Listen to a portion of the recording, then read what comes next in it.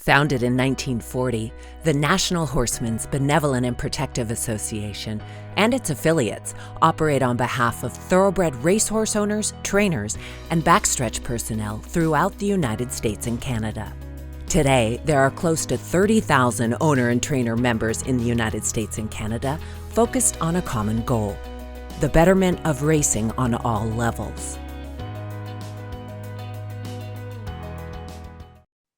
GlycoGuard is a 100% drug-free probiotic that supports the equine athlete's gut for optimal health from the inside out. It's all live active bacteria made in small batches and is able to colonize in the gut. For more information about GlycoGuard, visit the website at glycoguard.com or contact Caitlin Caldwell at 610-246-2073. McPeak Racing has earned the reputation of exceeding client expectations. Over the last 30 years, the one thing valued above all: we put horses in positions to win. Legends race here. I'd like to welcome all of you to the fourth panel in this series of 10 panels we're hosting online this year. My name's Gary Falter with the Jockey Club. I'm very pleased to have you with us today. Our topic for today's panel is filling your racing stable through claiming. And we have another remarkable group of panelists, owners, and trainers here to share their experiences in the claiming game. Now, if you've joined us for the past three panels, you may remember that the Q&A was held at the end of the panel discussion. And today we're going to change things up a bit. About halfway through, we're going to stop and take some audience questions to the panel.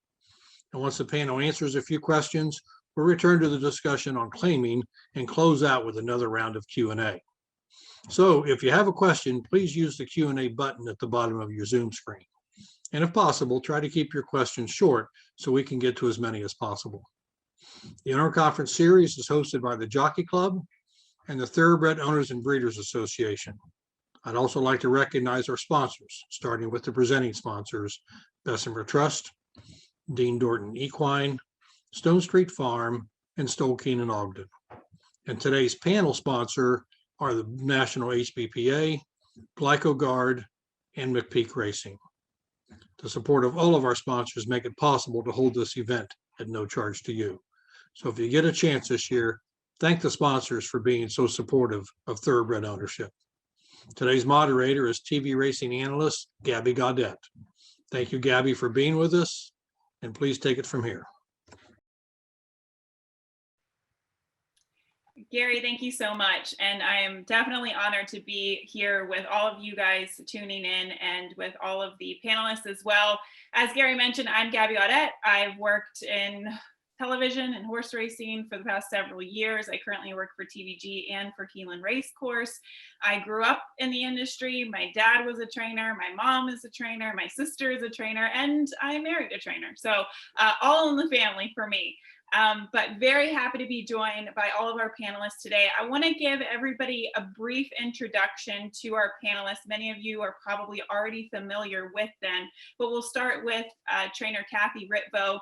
And Kathy, she's been training since the late 1980s. I believe she took her trainer's license out first back at Suffolk Downs in Massachusetts, but since then, she's done a phenomenal job, even winning one of North America's most prestigious races in the Breeders' Cup Classic with Mucho Macho Man. She's also had other graded stakes winners like Fast Anna, Frosted Grace, and most recently, Double Crown has been in really good form.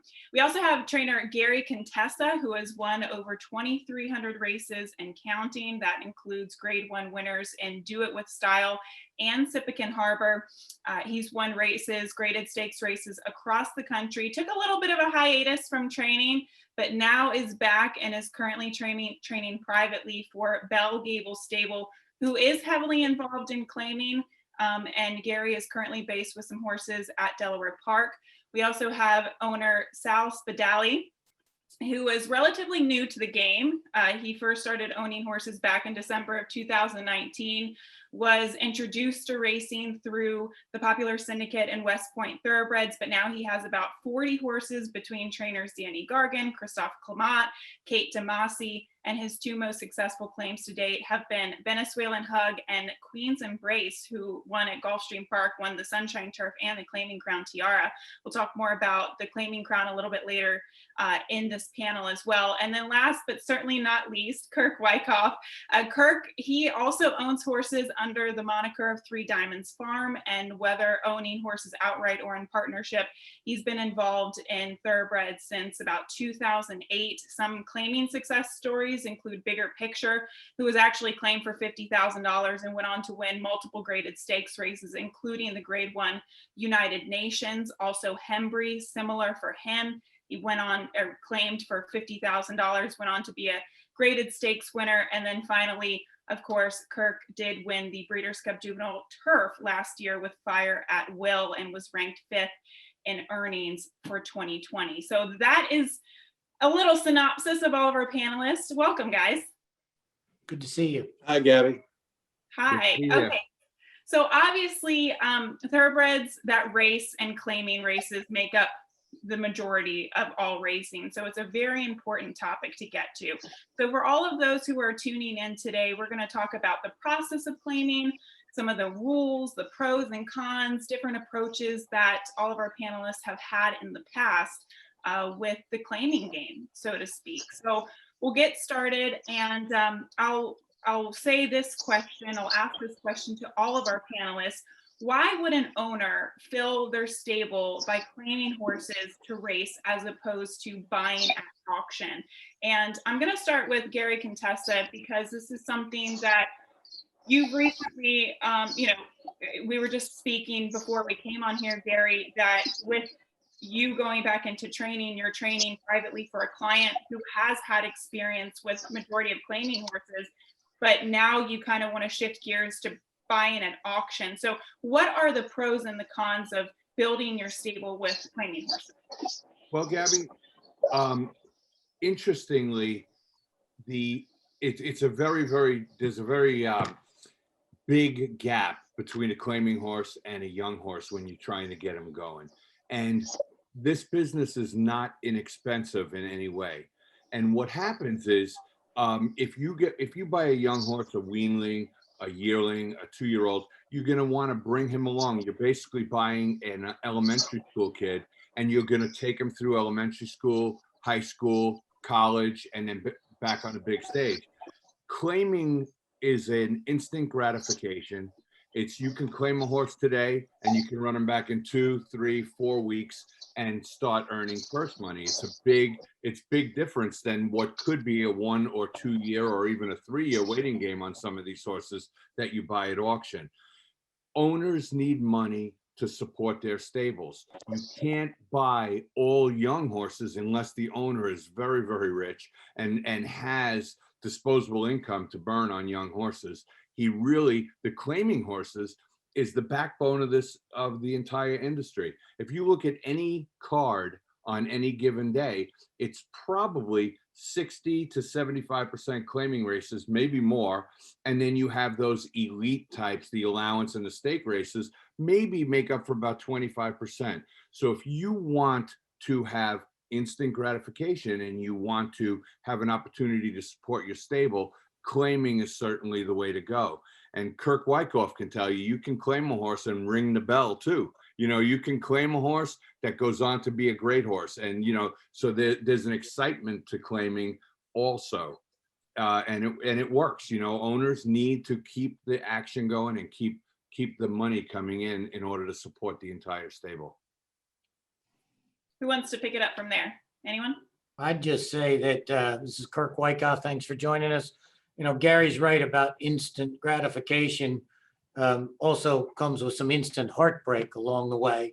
But the goal is, if you enjoy racing, and that's why you're in the racehorse business, you want to see your horse run in your colors at whatever track you go to or visit visually on Zoom. And the best way to do that is to take a horse that you perceive to be sound based on your research, a trainer you perceive to be claiming the horse from that has a good reputation, and the chances are more likely than not, you'll be able to see your horse in your colors back in the races within 30 days.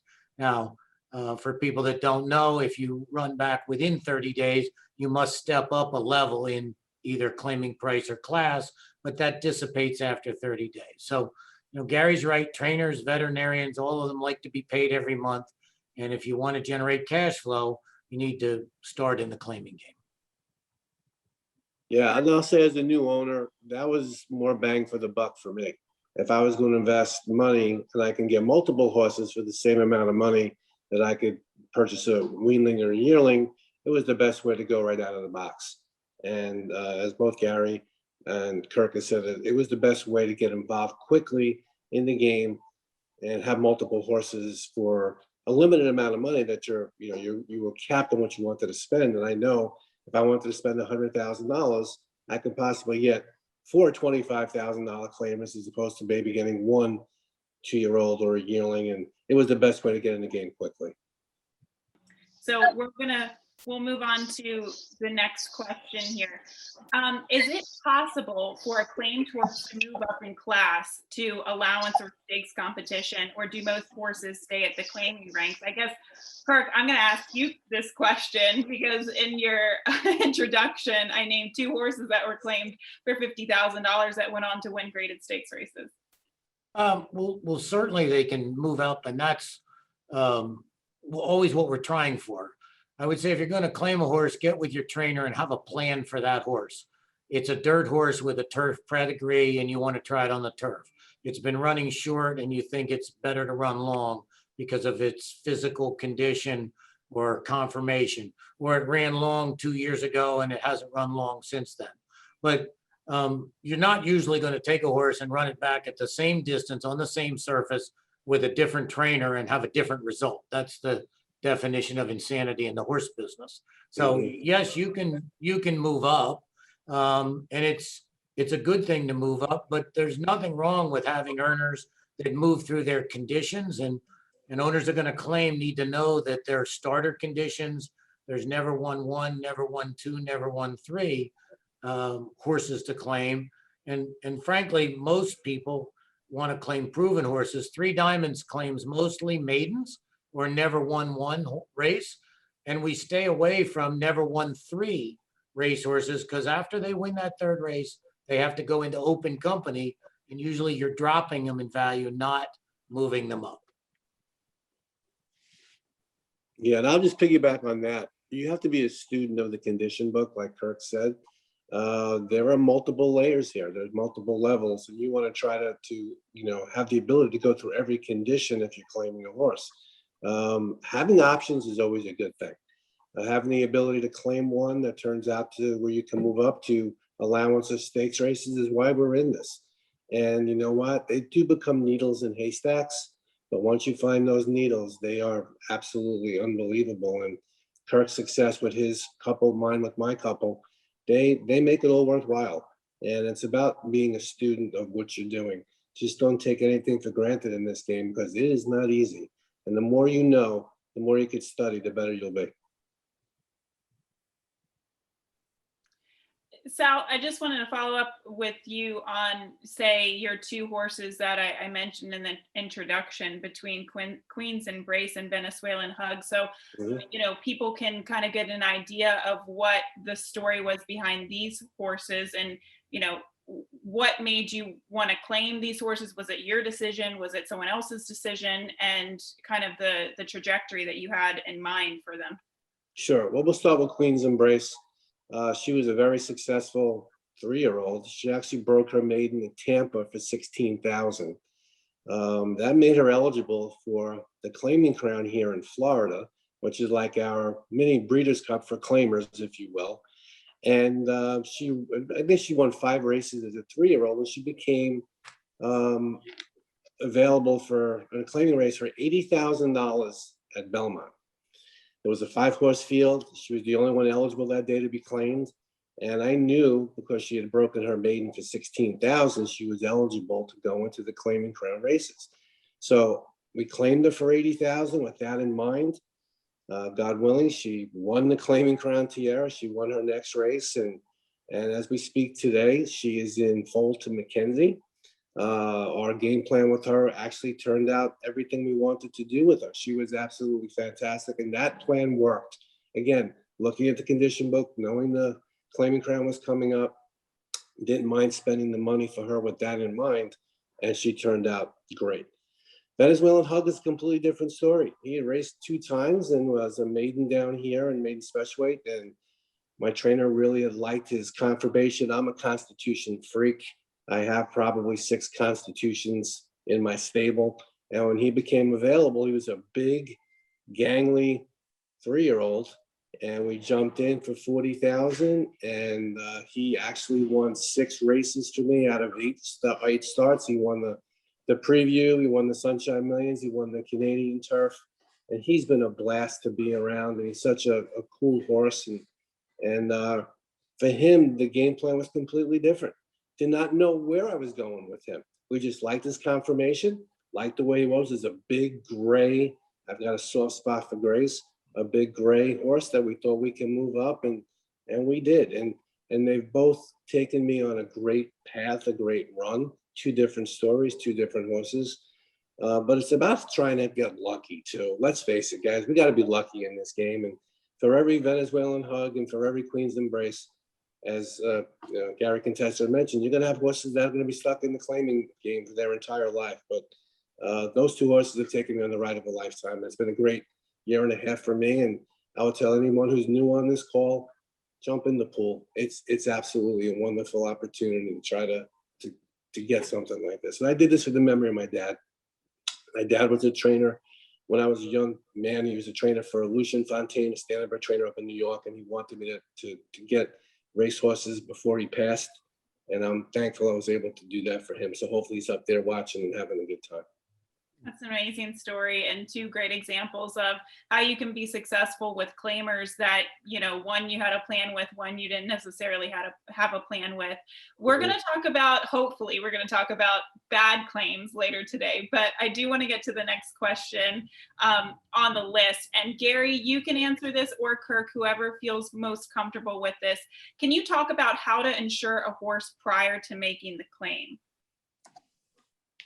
That should be right up your alley, Kirk. Find yourself a good equine horse insurance agent, and you can get claiming insurance. So if the horse would break down during the race, you're protected, and then you have to decide within a certain number of period, usually 24 hours, whether you want to put full mortality insurance on the horse. We don't typically insure our claiming horses for full mortality, but we do have claiming insurance. I would also say the claiming game, as Gabby just alluded to, is full of heartbreak because you're trying to claim horses that you can get instant gratification out and run with. And the tracks and racing has gotten much better with x-raying horses in advance of races, multiple veterinary inspections, but you're still going to have a situation where a horse runs a race, comes back to the barn, and you claimed it, and it isn't as sound as you'd like it. And you're going to have to get with your trainer and figure out the best path for that horse. Unfortunately, I believe they've gone too far because now they're voiding a lot of claims back at the test barn where they get tested for drugs after the race for what I would call questionable reasons. Horses we think are sound. And I've had it happen both ways. Horses that I claimed and I wanted, I've had the claim voided, and horses that we've run and we lost, I've had the claim voided. But I think the most important thing is get your insurance so they don't take the money out of your account and the horse has an untimely demise and you lose your money that way. There's plenty of ways to lose your money with a bad claim in this business. We'd like you to have good claims of sound horses. It's one of the reasons Three Diamonds focuses on horses that haven't run 20 or 30 or 40 times. Our experience is horses, on average, if you're good at it, win 3 or 4 races in a career, and they have 30 or so races in a career. And so when you start claiming these older horses, they may be hard knocking, but they're also going to have some issues and they may not have as much upside. That would be our view. Gary, Kirk touched on this just a minute ago about the voided claim rule, and we don't have to get into this deep, elongated discussion, but it is something that has come up recently where, veterinarians back at the test barn, they can say that a horse is unsound and ultimately void the claim. Where do you stand being a trainer? Because when a trainer does claim a horse, which we'll talk about the process in just a minute, usually the owner is not at the racetrack to, go and see the horse. It relies on the trainer. How do you feel about this voided claim rule and how important it is, or maybe the opposite, it is to the claiming game? Well, to me as a trainer, I think it's very important. And I think it's come a long way to taking somebody who may, this business, it used to be the sport of kings, and it was one guy had 50 or 100 horses. That wasn't unusual for in the older, way back when, like Sigmund Sommer was Frank Martin's only owner, and they had hundreds of horses. And what would happen is if you claimed a horse and it was lame, or it had a career-ending injury, you were stuck with it. You couldn't do anything with it. Now we have a lot of little guys. We have partnerships. We have guys taking a half of a horse, a quarter of a horse, guys that are putting up a good chunk of their disposable income, maybe all of it, to claim a horse. And this ensures that guy, if that horse comes back bad, or he bleeds, or he comes back limping, or he's got a broken bone, he is not going to get stuck with that horse. And that may be his only claim, So me as a trainer, I can make people feel much more confident about entering the claiming game with the rules that are now in place in New York and Monmouth and California and everywhere else, where if a horse comes back sore, used to be just if he got in an ambulance on the track, they would void the claim. Now it's been enhanced to where that horse, if he comes back lame at the test barn after the race, or he shows a visible bleed or something, the claim can be voided. And again, remember that all of these voided claims can also be overturned by the trainer and the owner who claimed them. Like the stewards offer you the opportunity to void that claim, but they don't stamp it. The trainer has 1 hour to void the claim. And, for the most part, I'm sure most people do, but there's people out there who claim broodmares, and that might not be as important to them, and other reasons. Maybe, not every horse that comes back sore. Horses are like football players. They come back sore because they took a bad step and they hurt their foot, or they hurt something minor. But I mean, being that a horse is 1,200 pounds, it may look major. So the trainer who is on the claiming end of that horse has the opportunity to void that claim or not void that claim. And I think it just gives new owners and people in the game a little more confidence in the claiming game. Let me jump in there, because I think Gary would say when he looks at the racing form, and as Sal said, you'd need to be very accomplished in handicapping. We're all trying to claim horses that are going to be first, second, or third in a race. It's very rare that you're going to go in and claim a horse that's 15 or 20 to 1, unless you have a specific pedigree or surface reason to do it. That's a little bit, in my opinion, getting overdone, and I won't spend all the time to go in it, but we ran a horse this weekend who was a prohibitive favorite.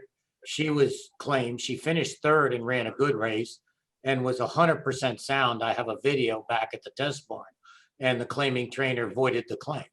I don't think the steward should have let that happen, because they voided the claim because she didn't win the race, not because she was unsound, and that's not what claiming is supposed to be. On the other hand, the racetracks do have to do a better job, because in the very southern part of this US last week, my trainer had a horse's claim voided 2.5 hours after the race, when the horse was back in the barn of not the trainer that claimed him, but a friend of his who had picked up the horse. And so we need to have a 30-minute rule. We need to have the vet say the horse is sound or not, and be right. And that protects both sides, in my view. I agree with that 100%, Gabby. That it has to be pretty much etched in stone, and not a vague rule. A vague rule is open to a lot of different opinions. We need somebody who knows what they're looking at to make that decision quickly and competently. I So we agree. probably have our own panel on an hour-long panel about the voided claim rule, but we can't take up too much time on this topic. I'm sure we can mention it a little bit later on if some of our viewers decide to ask more on that topic. I want to talk about the process of making a claim. I know if you have been in the industry for a really long time, it seems kind of basic, but for those who are coming into this sport and trying to claim horses for the first time, what is the actual process when you look at the past performances, a horse is entered to run, you find the horse that you want to claim, you talk to your trainer about this horse. What is that process like? Anybody can answer. Well, look, you explained it. I'll try and make it quick. You need an owner's license. So you either need, if you don't own a horse today, you can apply for a owner's claiming license to claim your first horse at whatever state you're in. Second, you need a trainer to validate that claim. You must list a trainer to claim a horse, and you must fill out a claim slip in paper, believe it or not, which are in the racing offices. And usually the trainer will do this for you, but you need to sign that as the owner. The important part of the claim slip is 2 parts. One, it has to have every piece of information correct. The race, the date, the horse's name, the trainer's name, and your name, and you can't misspell anything. Second, it has to be dropped in the claiming box in the racing office, either 10 or 12 minutes, depending on state, before the race is post time for the race. Lastly, just so you don't miss this, if you're claiming a horse in a particular race, you are not allowed in the paddock for that race unless you happen to own another horse in that race. So you don't get a very close inspection. This is a buyer beware business, and you need to rely on your trainer to evaluate soundness as that horse is walking into the paddock. That's concisely how I'd explain it. Yeah, and the most important thing too, Kurt, you better have money in your account to pay for it, because you need to have your account funded, plus the taxes, plus the other fees in there. Otherwise, you're not getting that horse. So all of that Kirk said is 1,000% true, but you better have the money in your account. Otherwise, you're not getting that horse. And don't make any typos. I've heard No. stories No. about that as well. Kind of leading off the same question, can an owner submit more than one claim for the same horse in a race? And whoever decides to answer this question, can you kind of define what winning a shake means? Oh, I love to shake, rattle, and roll. So Kirk, I'll go quick. If multiple people like the same horse, and invariably it happens, they actually have a shake, and it's more like putting pills in a pill box, and you get your number. And if you're lucky enough to get the number, they actually shake the pills, they come out, and if your number comes out, you win. I have lost numerous 2-person shakes in my life, and I actually won a 17-person shake. Never was there to see that, but that must have been interesting. But it's a lot of fun. You get the trainers there, and they're all there to make sure that it's all prim and proper, and they actually put the pills in a bottle and shake it out, and there you go. And hopefully you got the lucky number. That's your number that they call. So you can't claim more than one horse in a race. They now have let trainers, Gary, I think you can claim 2 horses out of a race with different owners, I believe now. Is that correct? In certain jurisdictions, but NYRA has not budged on that. They take years to budge on something like that. But to answer the early part of the question, an owner cannot put more than one claim in on the same horse. Now, we've read about guys getting suspended and heavily fined when it's discovered that one owner picked 2 or 3 different trainers. That's how badly he wanted the horse, and they all put a claim in under different names for the same horse, but ultimately it was for the same person. One owner can claim one horse with one trainer, not multiple. Right. So wait, can an owner claim 2 different horses out of the same race? Depends on the jurisdiction. I actually did it a couple of days ago in Churchill. So the same owner claimed 2 horses in the race at Churchill Downs. So same trainer, same owner, 2 different horses. Churchill Downs allows you, I think, to claim up to 3 in the same race. But there were 2 claimed this weekend in the same race, same owner, same trainer. So if you're an owner, I just want to clarify this. If you're an owner and you get into the game, who should you speak with? Do you talk to your trainer? Is that their responsibility to have that information? Do you speak to the racetrack?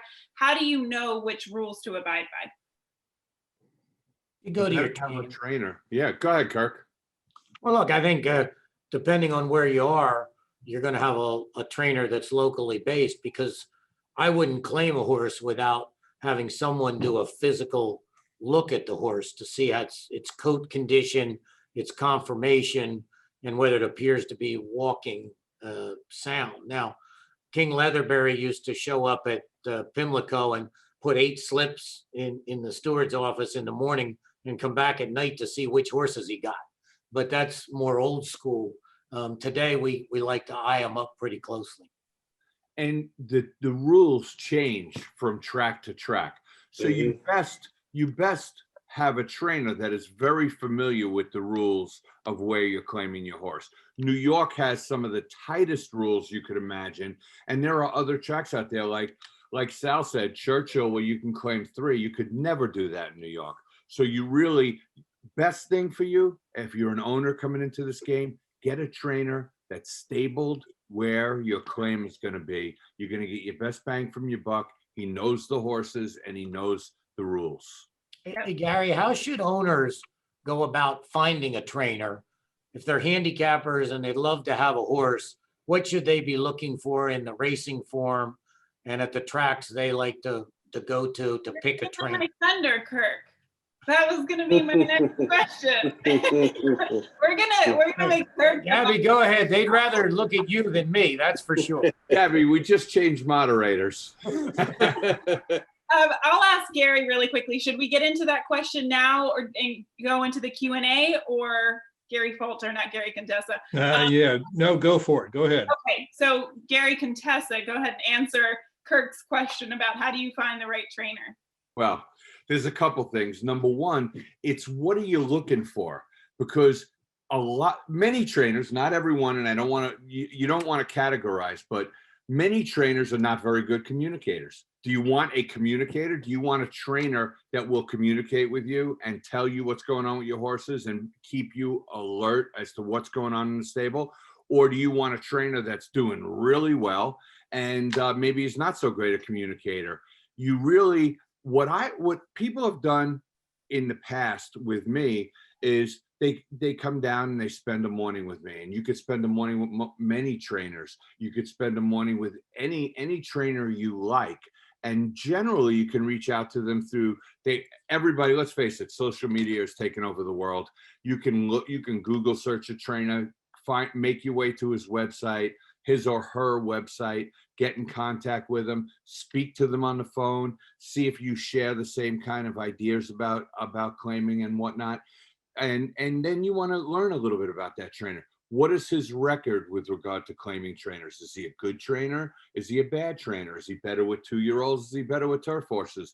So there's a lot of information out there on the information highway, social media, and you can really lock on a trainer at a particular track. You can go to the trainer standings. You can look that up. You can call the HBPA and ask for trainers' phone numbers and tell them you're in the process of looking for a claiming trainer for your horse. So I suggest you meet them, or at least have a lengthy conversation with them and make sure that it's the kind of trainer you want, because they come in all shapes and sizes and all of them have different ideas. So best off meeting your trainer, or at least speaking to a trainer and making sure that you guys somewhat gel. Yeah, that makes sense. I mean, as an owner, you're making a business decision and you'd want to interview essentially individuals who fit your or align with your values or your approach. So that's great advice, Gary. Thank you very much.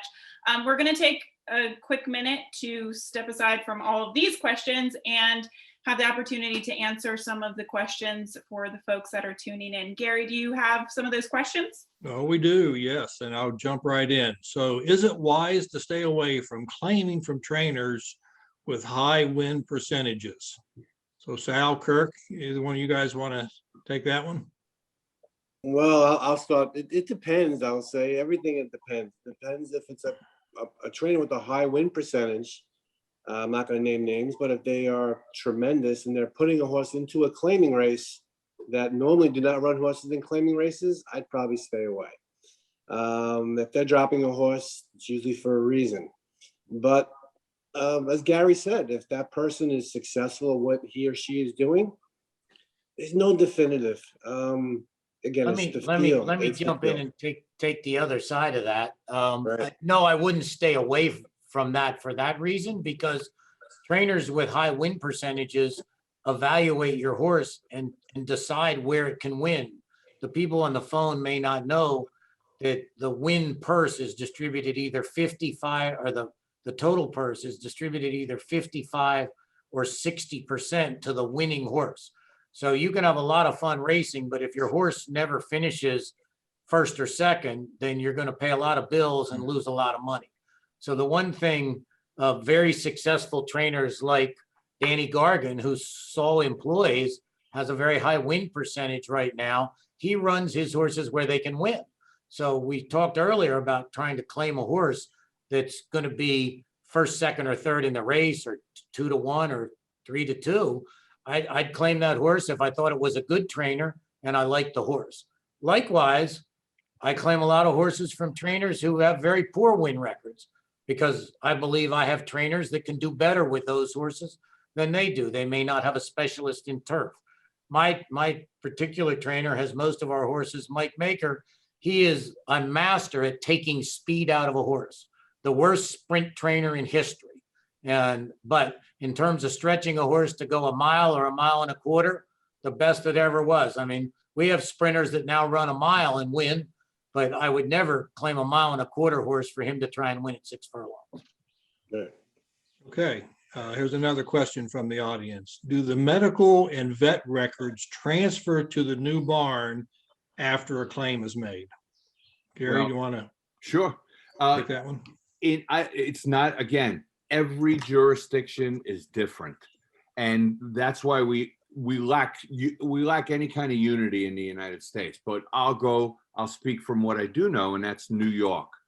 When you claim a horse in New York, they don't give you the entire veterinary record, but you have access to anything on that horse that has been injected. So what happens is, and what we don't want to have happen, it's a two-sided coin. If you claim a horse from a trainer that's had that horse for a few months, let's say, and you're going to be enlightened with the fact that in the last 3 months, he's had to inject his right ankle 2 or 3 times. Now you know what the horse's problem is. There's a real transparency in New York with the veterinary records. So that will help you as a trainer. Well, I don't want to go back. I don't want to inject this horse again. Or you'll find out that he hasn't had any really heavy vet work. There's vet work that you can live with. There's vet work you can't live with. And you get it. If you claim a horse in New York, your trainer will know what's been injected. And the veterinarian's list is completely transparent. You can go to the state vet. You can find out how many times that horse has come back bad and where he's come back bad. So there's a lot of transparent information out there about New York. I know for a fact that's not the same at every single track, but speaking from my experience, you get a good deal of pertinent information when you claim a horse in New York. Okay, thanks, Gary. Good answer. Another question. We started in racing with a couple of syndicates, had some success and some failures. Would like to move to the next level of ownership. Would claiming be a good, logical next step? Absolutely. I mean, that's what I did myself. I started with West Point and I wanted to have my own stable, and West Point helped me to find a couple of trainers, and that's what I did. And it got me into the game really quick. It's absolutely the way to go. You have to trust your trainer. I mean, it's like Gary said, it's communication.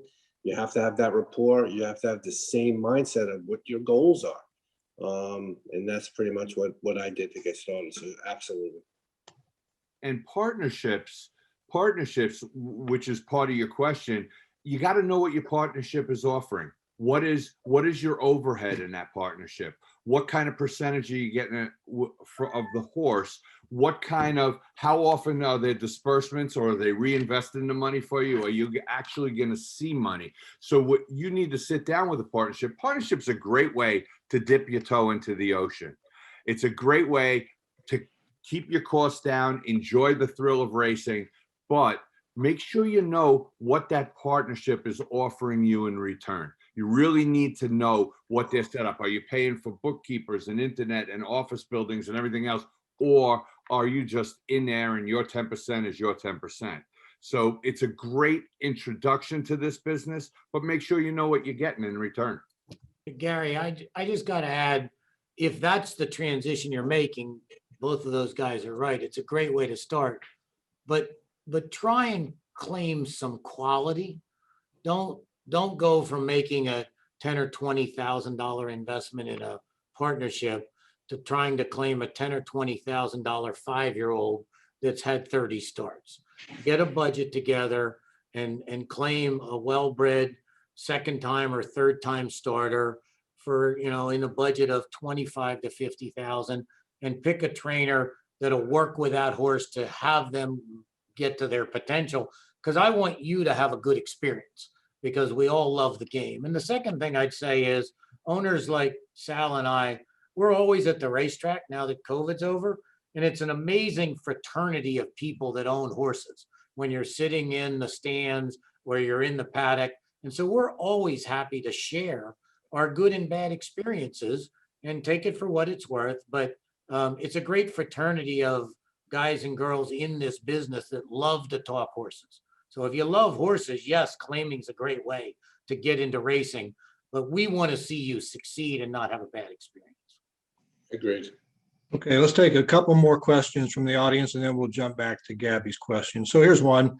If a horse runs for a 50,000 claiming, and a month later is running for a 40,000 claiming tag, what factors do you consider to put in a claim for 40,000? So it went from 50 to 40 in a month. Doesn't say whether the horse ran well or not. Yeah, I think it's a real simple answer. That's if the horse didn't win for 50, it was supposed to be in for 40. So this comes down to your handicapping, your buyer figure analysis, your thoroughgraphs, your ragozins, however you're going to decide which horse is fast enough to win the races you want to win. That horse may be a bargain for 40, or if he ran 8th or up the track for 50, you may want to wait for him to come back in for 25. I tend to agree. Water finds its level, and if he's not good enough to be against 50, maybe he belongs against 40. And if he can't win there, maybe he belongs against 30. You have to find that right mix of competition. As Kirk said, you have to try to run first, second, or third, and that's what you have to do. So maybe he is a 40 claimer. So I wouldn't think of it as a negative at all. And in the claiming game, Gary, there's a real psychology that goes with that. The other things that you need to consider, we have the numbers, we have the sheets, we have the computer printouts, but also when you're looking at the trainer that's making the drop, is this what he normally would do? Or is this totally out of character for him? And I think that's where your trainer comes in. There's a psychological side when you're evaluating any claim. Is this guy's MO? Is this what he usually does? Or is he baiting us on this one? And and that's another part of the claiming game that you always have to think about. Okay, here's one last question. Actually, it's two questions in one. And I think you guys have already answered this, but it's probably worth repeating. Do all tracks have the same claiming rules? And does the voided claim rule apply at every racetrack? So first, do all tracks have the same claiming rules? No. And what about this voided claim rule? Does it apply everywhere? The voided claim rule is in place everywhere that I know of, but it's the way it's administered that is different. So your trainer has to advise you on that from the track they're at. That's a great answer, because that's the truth. There's no unity in the rules of racing across the United States. Everyone has a little different tweak to it. And this voided claim rule, so you really need to get with your trainer, or just open the condition book. It's usually right in there for that track. And, you know, some claims are only voided if the horse is lame on the racetrack. Others add bleeders, and others add a horse that doesn't cool out right in the test barn. And like Kirk has already said, some of them are totally ridiculous. So, I mean, you really, everywhere you go, just like medications, you have to get in tune to the rules of that jurisdiction, because unfortunately they change quickly. Okay, so Gabby, why don't you go ahead with questions? We'll circle back at the end with more questions from the audience. So go ahead and take it from here. Well, to pick up on that, I didn't get to one question from earlier. Can someone define what being in jail means? When you claim a horse at a meet, you can sometimes be in jail at certain jurisdictions. What does that mean? Well, being in jail, when you claim a horse, they don't let you, many tracks will not let you come in and, let's say, pirate a horse. Like, you can't go into Monmouth and claim a horse that you see a race that you like in New York for. Usually every track has established jail time of 30 days, 60 days, and some have no jail time, 30 days, 60 days, 90 days, or maybe the entire meet or whatnot. NYRA is 30 days or the end of the meet, whatever's longer. So if you claim a horse, at the very end of the Belmont meet for 30 days, you have to race at the Saratoga meet, and then you can do whatever you want with that horse. And jail time originally was to keep people from pirating horses from track to track. You're also in jail by having to raise that horse for a period of 30 days off the claim. You know, anywhere you claim 30 days, you have to have a 25% raise in claiming price as far as jail goes. Generally, at every track that I've ever raced at, if you claim a horse and you want to run it in a stake race at another track, you speak to the stewards and they will grant you permission for that. But that's the only way they will bend the rules on jail time, is if it's to perform in a stake race at another track. Unless you're in Florida. Yeah, sometimes you get shorter meets, say like the Keeneland spring or fall meet, and maybe that doesn't necessarily apply as heavily as it would for, say, the championship meet down at Gulfstream, where it's several months, or say Oaklawn. So that is really interesting. And I think what also you mentioned, Gary, is another important part. When people are going back and looking at the past performances, and they say so-and-so just claimed this horse, oh, they stepped him up in class off the claim, he or she must really like this horse. That's not necessarily the case. That is actually a rule. Correct. Okay, let's get to, I want to ask, because you guys were mentioning it very briefly in the Q&A from the audience just a moment ago, but I want to ask each individual, what tools do you personally, and not to give away too many secrets, but when you are trying to claim a horse, what tools do you use? And again, this is not an ad. We're not, promoting any specific brand or anything like that, but I'm curious, and I'm sure the audience is curious as well, which tools or databases or what have you, what do you use? Yeah, Kirk, I'll give it to you.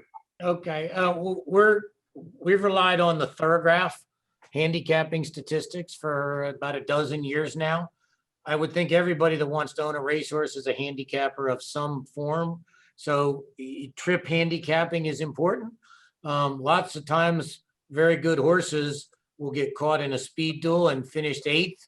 And when you watch that race, the pace was too fast. And so the next time that horse comes in, you may want to claim him and hope that they get a different trip, or give them to a different trainer and jockey that'll give you a different trip. But we would use buyer speed figures are in the form. We would use Thorographs, and then we're pedigree handicappers. Sal said he likes Constitution.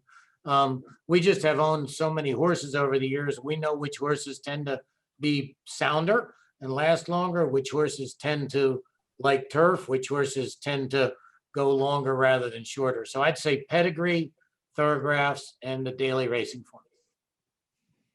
And I'd agree with Kirk with all three of those, but I'm a video junkie.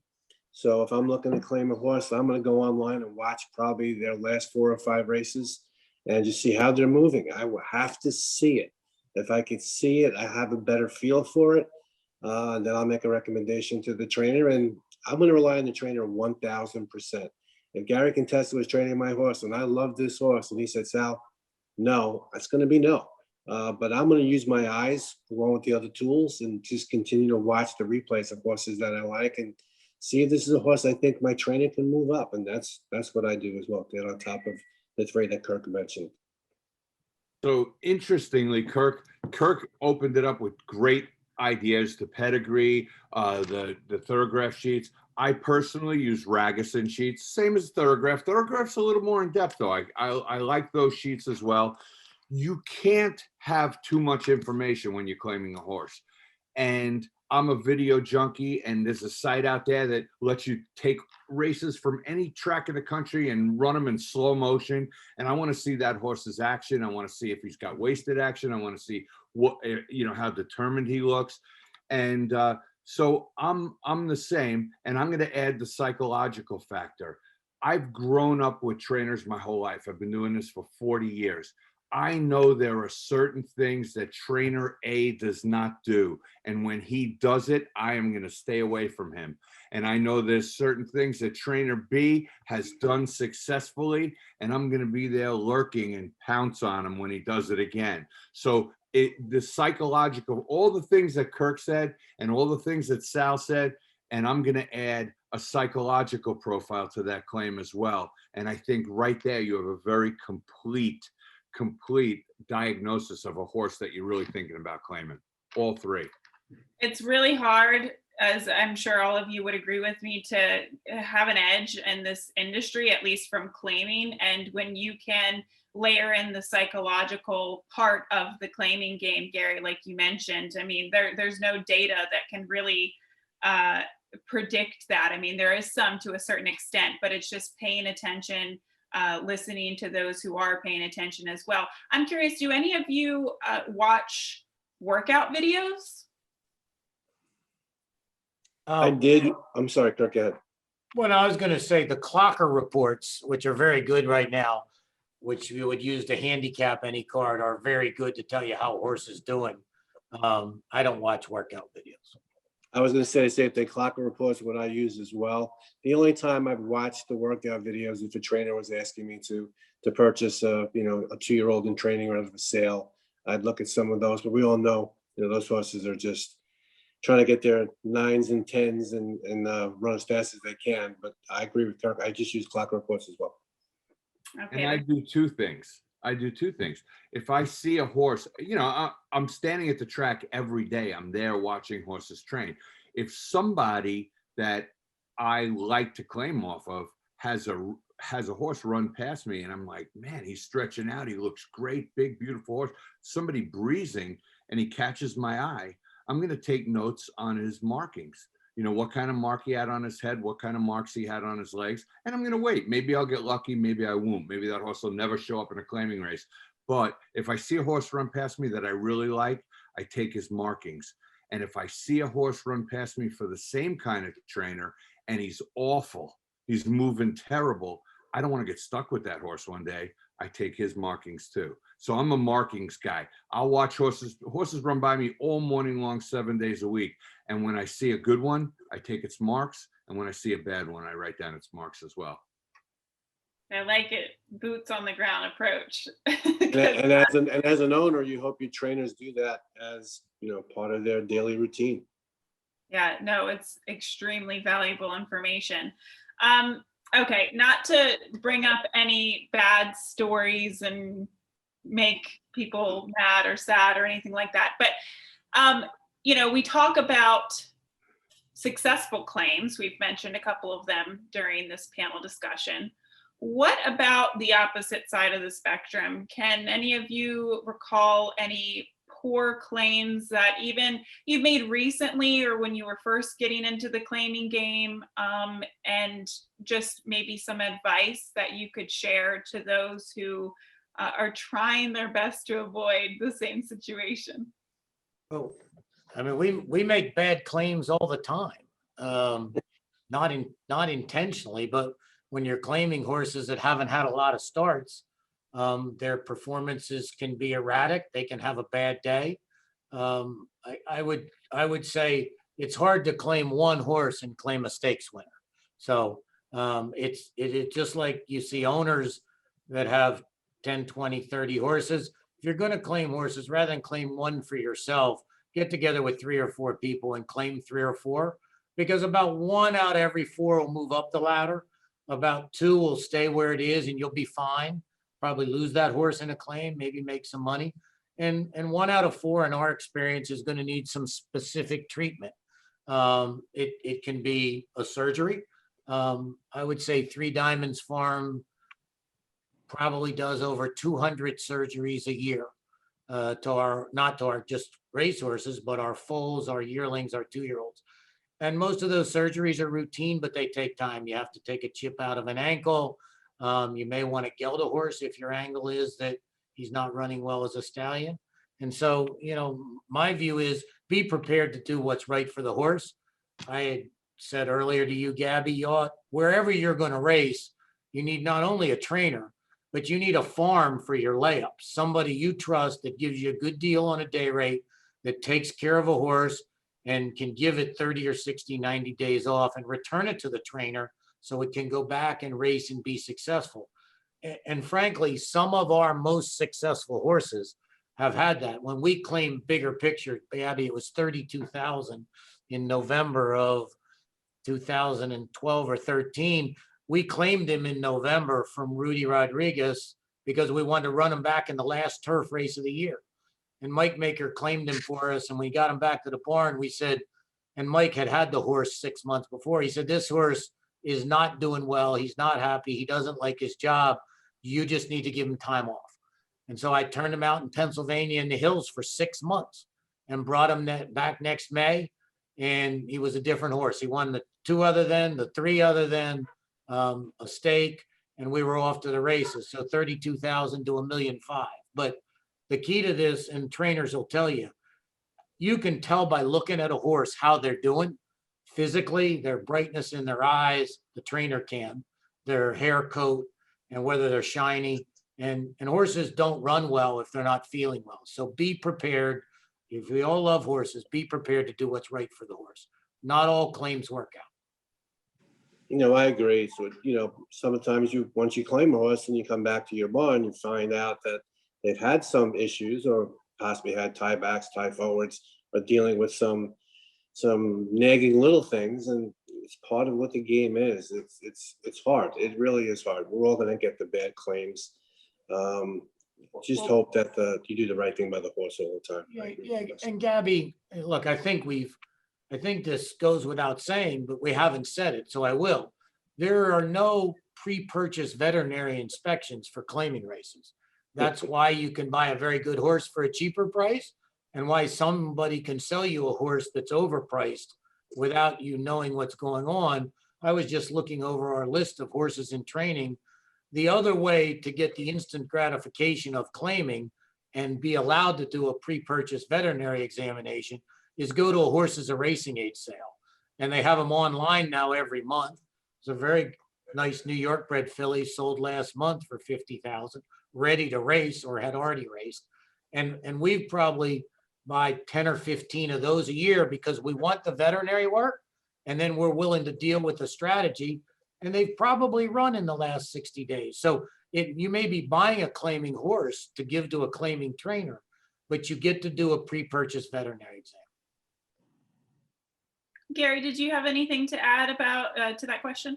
Well, just that, my worst experience, and this is throughout the 80s and 90s, is you talk an owner into claiming a horse, and that horse doesn't finish the race, and he becomes catastrophically injured, and you're stuck with that horse. And the new rules that are in place on that now protect the owner, And that's probably the worst thing that ever happened to me. But the second worst thing that ever happened to me was I had a very high profile owner. And this owner asked me to claim a horse in Belmont once, and it was for $50,000. And I passed on the horse. I didn't like something about that horse. Something was wrong. And the horse won by the length of the stretch. That horse won by 12, 15 lengths. And it really soured our relationship. I mean, I was held responsible for making a very poor determination. And if I'm not mistaken, to this day, I think that horse's name was Amicable Divorce, but it was something divorce. And that horse never ran again. So I don't know what happened to him. He was claimed that day. It was a big shake for him. That horse won by the length of the stretch, and he never ran again. So that's the claiming game. That's the two sides of the claiming game. You just don't know. And I think Kirk put it to rest. When you claim a horse, I always use the number 10. 2 of them go forward, 6 of them might stay the same and get you some money, and 2 of them are going to be no good. And he did the exact same thing that I do with the number 5. And that's the truth about the claiming game. You have to have a little bit of ice water in your veins in the claiming game, and you have to accept the good and accept the bad. And if you play it hard enough and you play it long enough, you're going to have plenty of both. Well, I'm going to add to that, Gary, because we've been talking about claiming horses to, have to obtain. But what about the opposite side of it, where you have to drop horses in class? You have horses in the barn that just need to run at the right level. How do you determine what level they need to be running at? And then is it scary? Have any of you had stories in the past where you're like, man, we're going to drop this horse in for 50. I hope he doesn't go on to win a stakes race in the near future. Do you have any anecdotes about that? Well, it happens to all of us. The interesting thing about horses is you can't ask them, hey, how much is that little problem bothering you? Is it pinching you? How does it feel to you? What's good? No. We have to guess. The best case in point. Barry, my trainers never told me they were guessing. They told me they knew. Oh, okay. Your trainers know. Me, I'm not so much. But, perfect example here is when Wayne Lucas ran Charismatic in a 50 claimer. What if that horse had been claimed and gone on to win the Derby? How about Maximum Security for 16? Maximum Security, 8-16. First time out, and he wins the Derby, and he becomes a great horse. All those graded stakes. We're all nervous when we drop a horse, and we're all hoping that when we drop a horse, the next guy has to drop him too. I mean, you hate to see yourself be made a fool of, but you take the tools that you have, and you figure out where that horse can win. And if you drop him where he can win, it's safe to say he could probably win a little above that and for sure win below that. So the next guy, when you drop a horse to win, the next guy, you might have to watch him win a race or 2 with the horse. But that's okay. I mean, that's big city. That's good news. If you drop a horse and win where purses are today, you pretty much got paid twice for the horse. And there's one great thing about losing a horse in a claim. The training bills end that day. There's no farm bills. There's no vet bills. You're done. So no disrespect to the trainers. I get a lot of training bills. But if you decide that horse doesn't fit your program and someone else claims them and does well for you, I'm happy for those people. They had a better plan than I did, or the trainer knew more than I did. We get our share of wins. I'm never unhappy when somebody does well with a 3 Diamonds horse. And I feel the same way, Gabby. And your question was, I had a horse that my first ever win in Saratoga last year was claimed, and the horse came back to win 3 races after that. But back to Gary's Gary's opinion about a divorced horse, you need to have a relationship with your trainer. It's the good and the bad, the highs and the lows. You're going to get tons of both. You're going to win some, you're going to lose some. It's about that relationship and trust that you have together, that you're on the same page, and then you just, you move forward. You wish everyone success in this business, and you can't look back.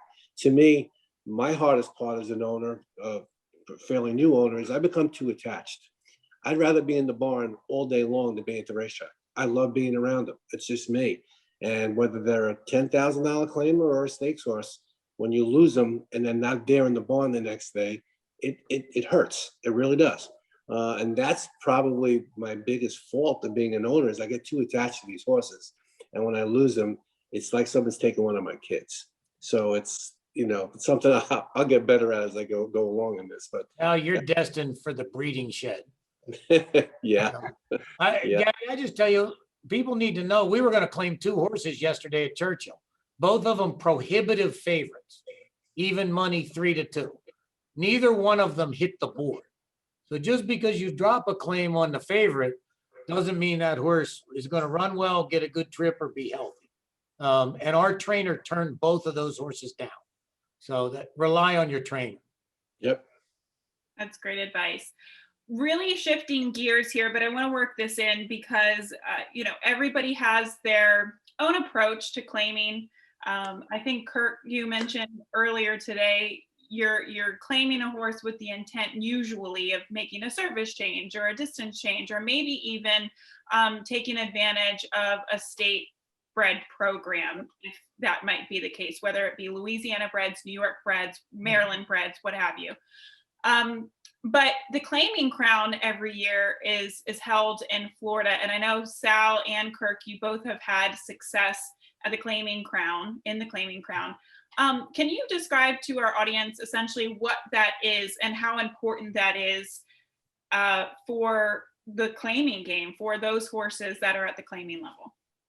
Look, it's the year-end championship really for owners that claim horses. And the conditions of the races are that the horse has to have run for a specific price, 16, 25, 30, and 35 in the last year and a half. So at this year's 2021 Claiming Crown, it'll be for 20 and 21. We won last year with a filly named Jakarta, who had run for 20 at Penn National. We bought at a horse as a racing age sale. And so she was eligible for that race. We have a horse today who won on Friday at Belmont, Doubly Blessed, one of 2 other that we bought, an Empire Maker. And we actually tried to turn him into a turf horse, and he was bad at it. So bad that we ran him for 16,000 in January at Belmont, and he won by 10 and nobody took him. He's since in 6 races won 4 races in $180,000. He will be the favorite in the Claiming Crown Jewel this year because he just ran 100 buyer going 1 mile and an eighth. So we just planned for that because it's $150,000 purse to load our pockets with horses we've claimed that have done well. It's at Gulfstream. It's a great way to kick off the fall meet, I guess the winter championship meet, the weekend after Thanksgiving. Sal, anything to add? Yeah, as I said, since being brand new again, Queen's Embrace was the first one that I wanted to try to go down that road with. And she was a 16 claimer, as I said, in Tampa. And she'd won 5 races as a 3-year-old. And we claimed her in Belmont for $80,000 with the Claiming Crown tiara in mind. And as I said, she won that race and she came back and won another. And I got offers for her after both those races. And now she's, as I said, in Fulton McKenzie. And I've got offered to sell her in full. I don't know what I'm going to do with her yet, but that was the game plan. And now I will have some more horses this year as well going into that Claiming Crown series. Again, as I said earlier, it's like the Breeders' Cup for claiming horses. It's what it is. It's the Breeders' Crown for us. And let's get as many of them horses in there. And it's just a lot of fun. And Gulfstream's always crowded for it. And it's a way for a claiming owner to get into that feel of, hey, this is a big arena. It's like our Breeders' Cup, and that's what I like about it. So I'll probably have a few in there this year too. I know covering Gulfstream for the last couple of years, I know Mike Maker definitely points for that day. I think he runs about 10 or 12 horses at least on that day, but it's a great incentive. And I think it's just important to reiterate that every owner has different approaches to the claiming game. Like I said, even state bred programs, if you see a horse that's running in the Mid-Atlantic in the fall, that's a Louisiana bred, why not take that horse to the fairgrounds during the winter and try to run it against, Louisiana breds? It might be a little bit easier competition. Or that's just one example of many. You can do surface changes, equipment changes, but it is really relying on your trainer and, having that conversation between owner and trainer to try to get the most out of your claims. I have one more question that I wanted to ask you guys before we open it back up to a Q&A. So we haven't really touched on this in terms of claiming brood mares. So essentially you can claim a filly or a mare and, potentially, and with hopes of breeding that filly or mare or even selling her. But my question, and Gary, you've spent so much time at the sales as well. I guess first and foremost, how do you determine value? If you're claiming a horse, a mare for say $50,000, how do you know if this mare will eventually be worth $30,000 or $60,000? Or, how do you go about that process? Well, through pedigree, a mare, I try and steer many owners and my new current owner to buy fillies. And Lee Pekoik has done this for many years too. We won the grade 1 with Sippacan Harbor, and we've had a lot of success. If you buy a filly, if you buy a colt, let's go back to the other way. If you buy a colt to be a stallion, maybe we get 2 or 3 really good stallions a year out of a full crop of 24,000. But when you buy a filly who is decent size, decent conformation, and has pedigree, that day, the day you buy her, she is already stamped with the residual as a broodmare. So you might buy a filly for $50,000 and she carries a residual of $30,000 because she's a half sister to a graded stake horse. I mean, what that pedigree, what kind of number that pedigree is going to carry on the open market. So you'll see a lot of people hustling to claim broodmares in October, November, December, because the breeding season's coming up. And a lot of people out there that are racing fillies and mares do not have that knowledge. A lot of trainers could care less about breeding. A lot of lesser trainers, and even some of the bigger trainers, but not many of the bigger trainers. They're pretty much in tune because they train for breeders. But there's a lot of trainers out there that don't think about the value of their filly when they're putting it in a race.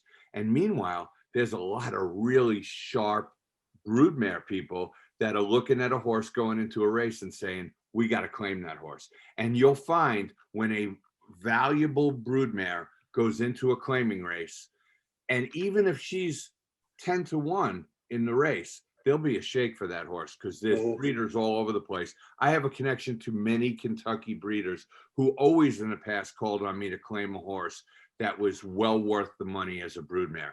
And it's pedigree, but I also have to do a visual on that horse and make sure she's not, one leg doesn't point in the wrong direction. They want a fairly good size, fairly straightforward mare, and that horse will be well worth that price. And you'd be amazed at how many people don't realize the value of the filly that they're racing. And the breeding people will lay off those horses May, June, July, August, September, but come the fall, they're going to start looking at those pedigrees and they're going to start claiming them. And it's a very, very good, very lucrative business at times. Okay, I think that was a thorough answer. We're running out of time a little bit, but we still have some time for the Q&A. So that concludes our panel discussion. We're about to move to another Q&A period. While we sort through the questions, though, please enjoy the following from the Blood Horse, our Q&A sponsor. Blood Horse Plus, available through bloodhorse.com, provides exclusive, timely, and unmatched content to subscribers, including Fox Sports, Blood Horse branded weekly programs, a detailed stakes winners section, behind-the-scenes videos from Blood Horse staff, on-demand access to deeper horse statistics, and a $5 monthly credit to equineline.com. Upgrade to Blood Horse Plus today. Thank you once again to Blood Horse, our Q&A sponsor. Gary, I know you've been sifting through all the questions for our panelists. What do you have? Okay, so we've got a few questions to get through here. So let's start with this one. Do any of the panelists claim a first-time starter out of a maiden claiming race? And if so, what strategies do you use since there's no race record yet? I've done it many times. So, you're next, Kirk. I've done it many times. I go, and so does Kirk. We both attend all the 2-year-olds in training sales.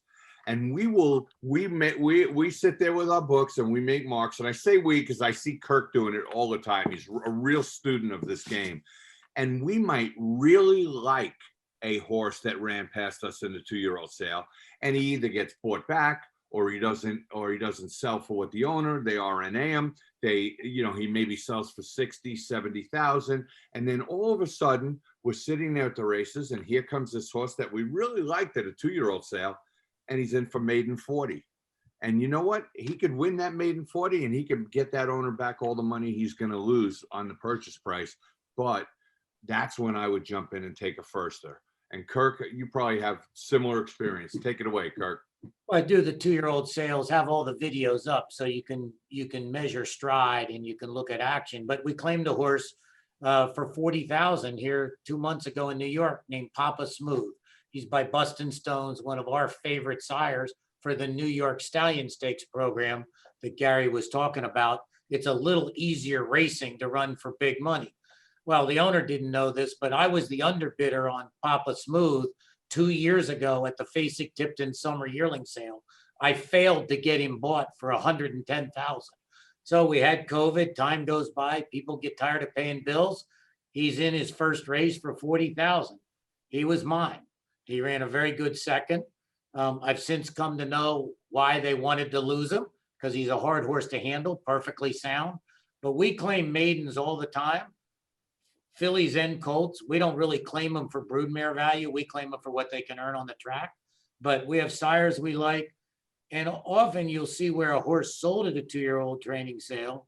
You can call the consignor and ask them, did you like this horse? Did they have any problems? So do your homework.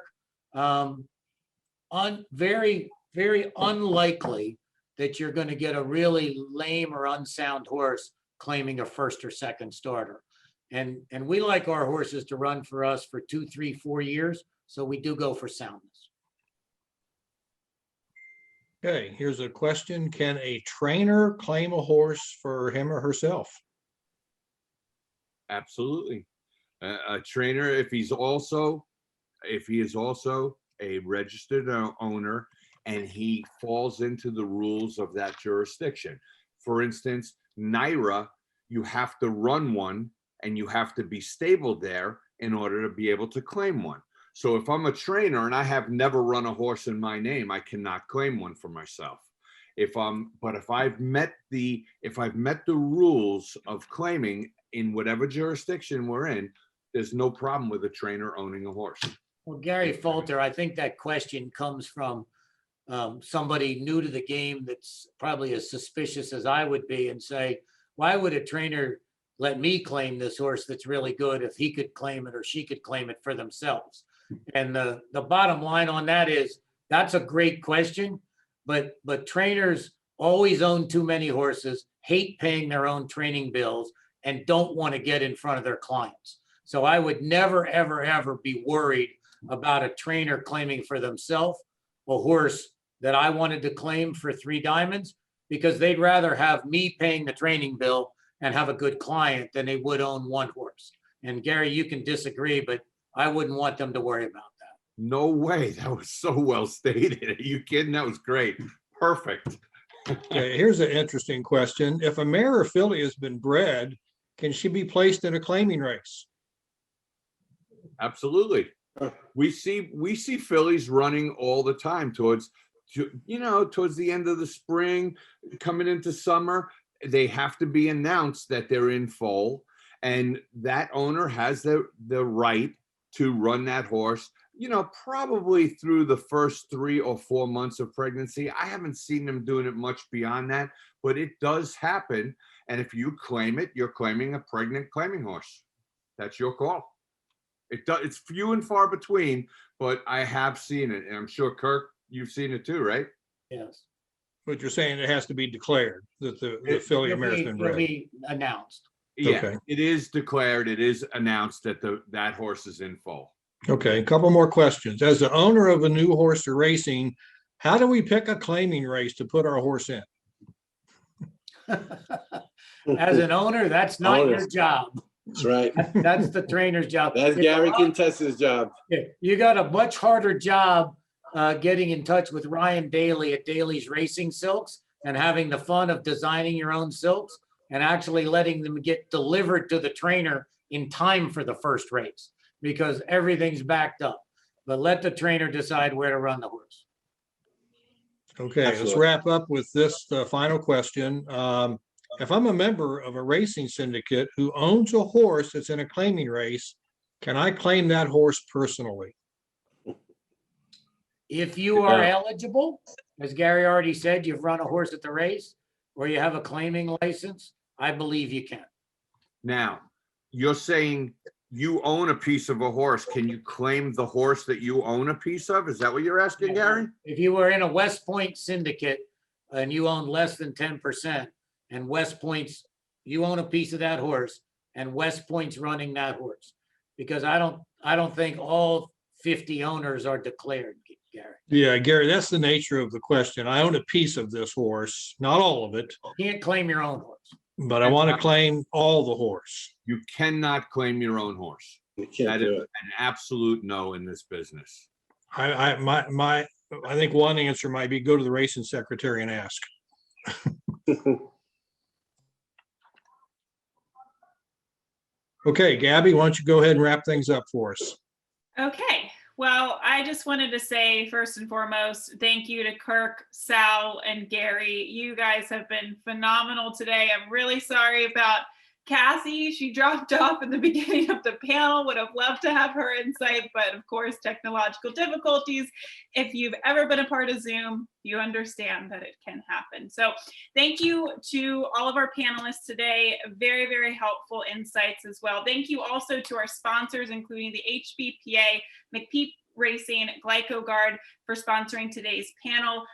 Most of all, thank you to the owners. Without your investment in racehorses, we simply wouldn't have this product in our industry. So we greatly appreciate all of you and all of you who have joined us here this afternoon as well. Next month's panel includes owners and trainers, and we hope you can join us on July 6th. So make sure you mark your calendar for the 6th of July. Until then, stay safe, and we hope to see you in the winner's circle often. Thank you guys so much. All Thank the you, best. Gabby. Hi, Gabby. Thank you.